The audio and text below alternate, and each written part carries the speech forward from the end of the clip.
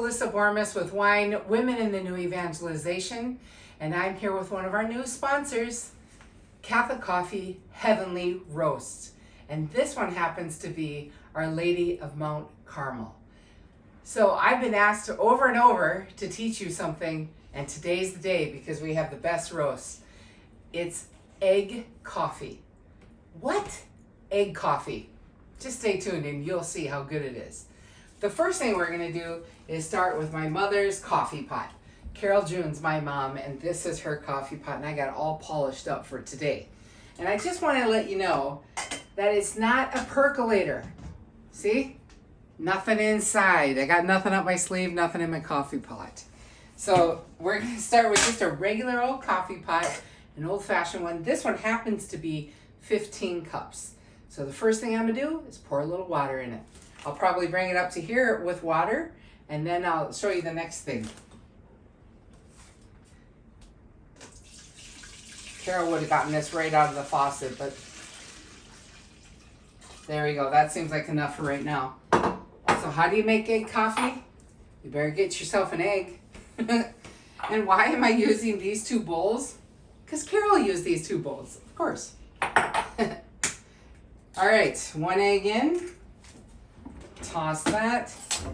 We're going to beat the egg just a little bit. Doesn't have to be anything special. And then we're going to pour the coffee in. For 15 cups of coffee, I have about a cup and a fourth of coffee grounds.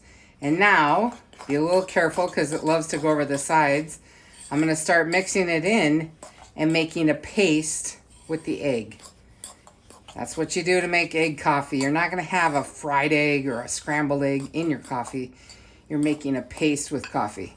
If you think it sounds weird, you make paste with your meatballs too. There's eggs and meatballs. How about that? All right, this is what Carol June did. And the next thing we're going to do is turn on the pot to high and get it boiling. We'll be back in a second to show you what's next. It's boiling.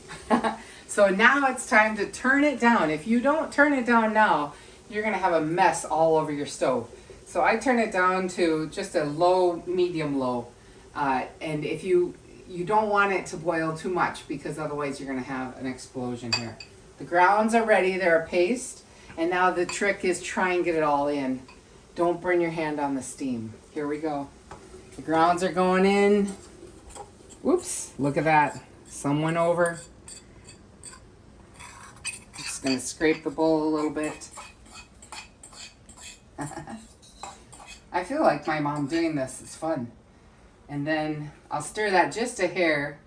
And I'm going to keep my eye on it just in case it wants to boil over. Now I'm going to clean up this crazy mess I just made. That happens too. Look, the garbage is right here. I feel like Julia Child. Remember how she used to just throw everything right off the edge? Dun, dun, dun. My mother was convinced that she didn't clean her own kitchen. That's why she could throw things on the floor. Okay, so I'm just going to keep my eye on it because Kelly, if you want to come in, you can see how it's boiling just a little bit here. It's cooking itself. You don't want it to go so low that it doesn't sort of simmer. But you don't want it to go too high. If it gets a little, as it's climbing up here, you can just stir it quickly. But anyway, it's going to be just a little more time, and it will be all boiled down. I don't really get how it works, that the grounds are going to sink to the bottom, but that, I believe, is science. Anyway, this is the way my mom made coffee, my grandma, my great-grandma. Everybody in my family made coffee like this. Do you see how it's getting down there? It's going to clear up here soon. Isn't it pretty? I just love it. Come take a look. It's just all settled in, all cooked down. It's not boiling anymore. I haven't changed the heat. And now what we're going to do is add cold water. Why do I add cold water? 2 reasons. Carol told me to add cold water. And it's surely science. And something about the cold water makes the grounds sink. Don't really know why, except for Carol told me. And I'm going to fill it up right to below the spout. And now the next thing I'm going to do is turn up the heat just a hair. We're going to wait a few minutes for the whole pot to warm up because it's cooled down now that I've added the cold water. The coffee's hot, and so let's get it poured.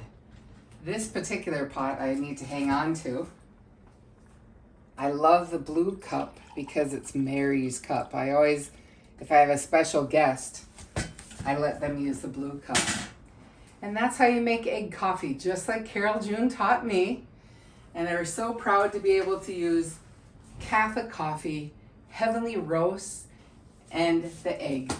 Egg coffee with wine. The best thing to do once you've poured your cup of coffee is to share it with one of your sisters in wine. Heidi? Thanks. Cheers. Cheers.